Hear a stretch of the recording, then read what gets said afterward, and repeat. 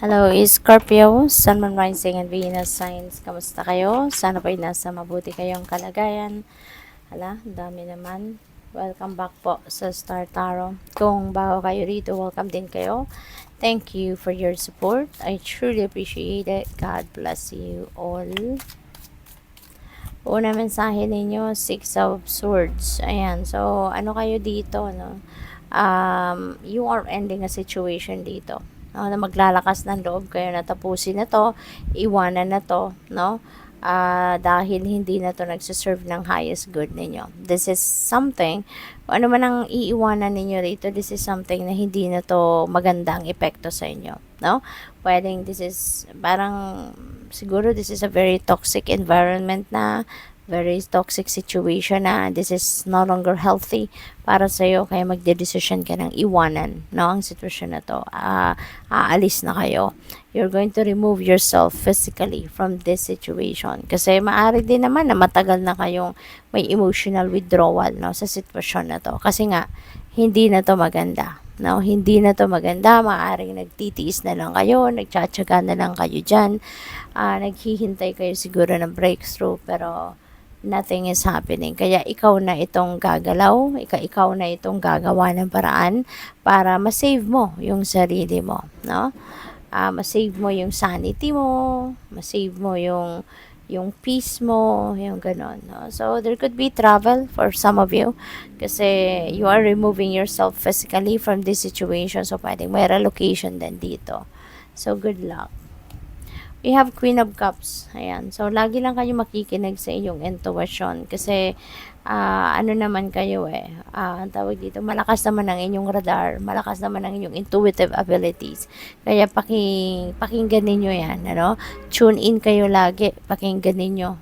Because that's what's going to lead you towards your, towards the right path, kung saan kayo dapat mapunta, ano na mga susunod mong gagawin. Okay, so you are you have the most powerful psychic abilities, Scorpio, kaya gamitin mo to your advantage. Okay, magano ka, tawag dito, magmuni-muni ka, magnilay-nilay, spend time alone para makapag isip-isip ka, no, at pakinggan mo kung ano yung bulong ng iyong intuition dito. Alright? So, what else? We have Two of Wands. Ayan. So, dito naman, sa Two of Wands, this is planning stage, no? Merong pagpaplano na magaganap for some of you. Maaring plano ito regarding endeavor ninyo, regarding travel, maybe regarding pangingibang bayan, pangingibang bansa, no? So, pwedeng ganon. So, whatever the case, maybe, ang maganda rito kasi, habang nagpaplano kayo, no? Meron ng dumadating na mga oportunidad. Kaya maganda, kasi maaari, no? Dahil may mga opportunities na dumadating habang kayo ay nagpaplano pa lang. So, most likely, yung mga plano ninyong gawan could be in alignment with your destiny. No? In alignment with your purpose. Kaya may pinapadalang support sa inyo ang Divine Universe. So, what else? We have Ace of Pentacles. Beautiful. Meron ditong bagong ganap, bagong sitwasyon, no? Pagdating sa inyong kaperahang aspeto. Maybe, meron ditong changes, no? Sa pera. Maybe you're going to start a new job, diba? Pwedeng magbabago ka ng trabaho, maglilipat ka ng trabaho, employer, pwedeng ganon. Pwede rin na mayroon dadating dito na financial blessing, baka may pera na paparating, cold cash, windfall of money, winning, no? Mga ganon ang pwedeng dumating sa buhay ninyo at this time. At yun ang magkahahatid ng ano sa inyo.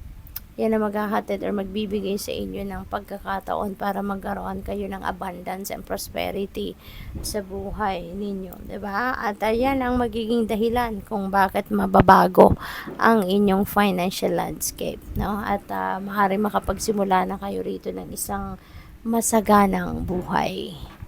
So, what else?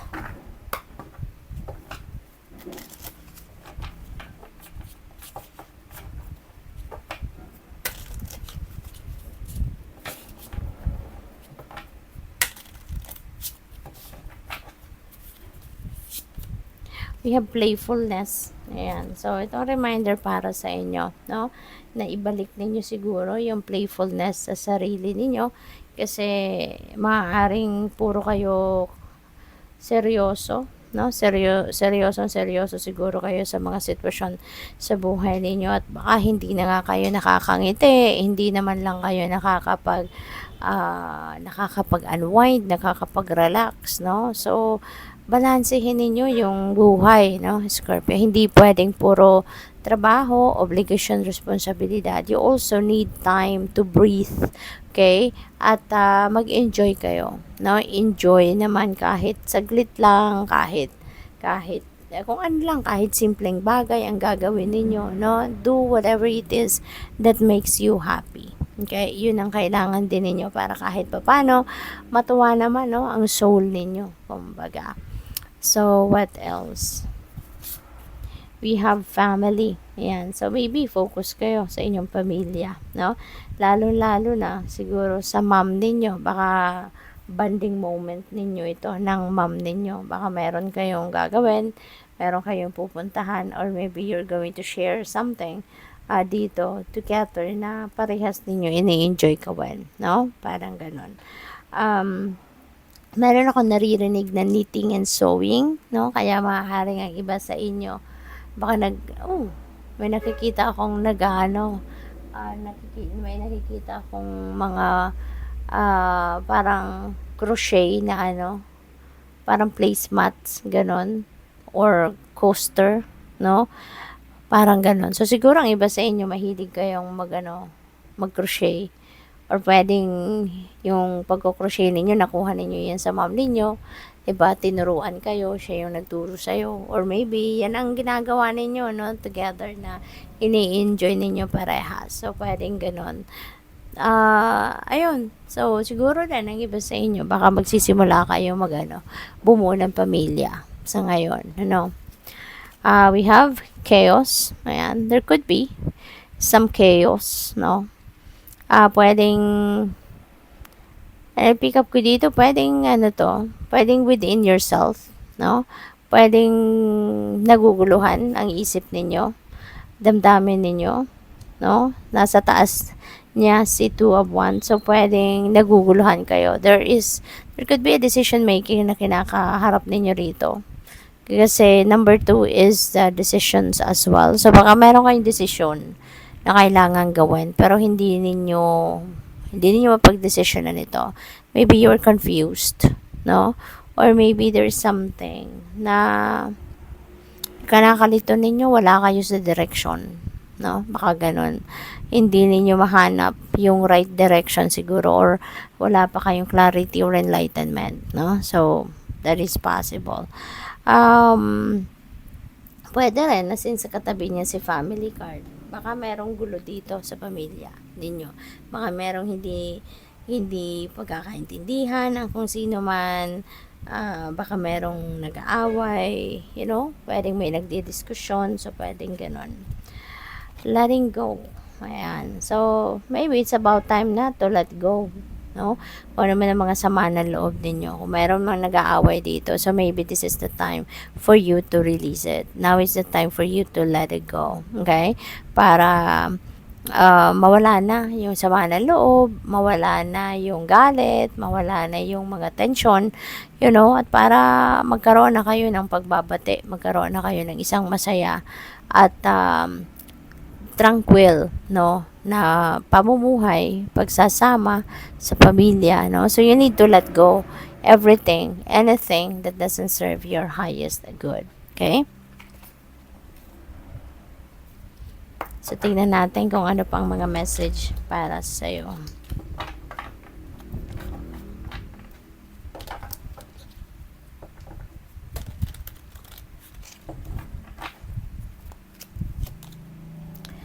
We have Golden Healer Quartz. Open the door. Ayan, buksan ninyo ang pinto. Buksan ninyo ang inyong sarili. Para siguro sa pagpapatawad. Yan ang napipick up ko. No? Kasi maaari talaga na merong gulo. Diba? Sa pamilya. Or kaibigan. Or pwedeng sa trabaho. 'Di ba? So, open the door for forgiveness. Open the door for change. Okay? Para mas maging maayos na yung inyong pagsasama or ang inyong relationship. Detox your life. Ayan. So, kailangan ninyo na i-purify or detoxify ang buhay ninyo. So, it's about time na to release anything and everything that doesn't serve your highest good. It's about time now for you to let go anything, no, that hindi na nakakatulong sa iyo. I-let go mo na kung anong mga bagay na hindi na nagdudulot ng magandang epekto sa buhay ninyo. Okay? Get up and get moving. Okay? Kung meron kayong plano, lalo-lalo na, wag na ninyong hintayin pa, no? Baka kung ano pang hinihintay ninyo rito. Kung kayang-kaya nyo na lang namang gawin, 'di ba? Simulan nyo na. Wag na kayo maghantay ng kung kailan pa, kung lalong-lalo na kung nandiyan na nakikita nyo na yung opportunity, then why not start, 'di ba? Aanuhin mo na, take advantage of every opportunity na meron ng lumalapit. So gawin mo na 'yon. Wag ka nang magpatumpik-tumpik pa, wag ka nang maghintay ng kung kailan pa, kung nandiyan naman na ang oportunidad at handa na kayo, 'di ba? Para take advantage mo na yung pagkakataon. Kasi hindi dadating ang pagkakataon kung hindi yan para sa'yo. At saka yung mga pagkakataon, yung mga opportunities na malapit yan sa atin or dumadating sa atin yan because it's the right timing na para dumating na yan. So, we need to take action. No? So, we have find peace within. Okay? Makukuha mo to. No? Makukuha mo to. Unang-una, mag-let go ka na. I-let go mo na yung nagpapagulo sa isip mo. I-let go mo na kung ano man yung hindi nakakatulong sa'yo. I-let go mo na kung ano man yung medyo nagpapasikip na ng dibdib mo, nagpapagulo ng isip mo. No? I-let go mo na yan para matahimik ka na, magkaroon ka na ng peace. At kung may mga galit man, sana, 'di ba, magkaroon ka na ng willingness to forgive, no? Para nang sa gayon totally maka-move forward ka na sa buhay. So, good luck. Thank you for watching. Love and light. Namaste.